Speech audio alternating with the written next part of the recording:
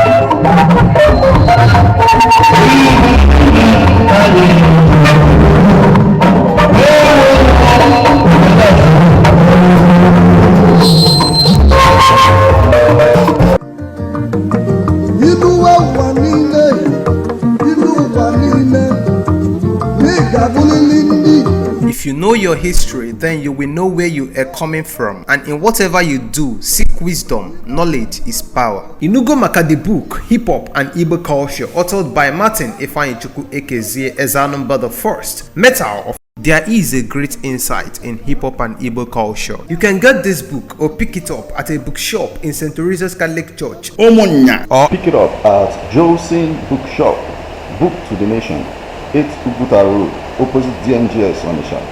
Call 080-3338-2643 or 080-3791-7242. Go to www.amazon.com, search for Hip Hop and Igbo Culture by Martin Ifeanyichukwu Ekezie. For further information on how to get this book, please call 080-3916-7049 or you WhatsApp 080-6579-6599.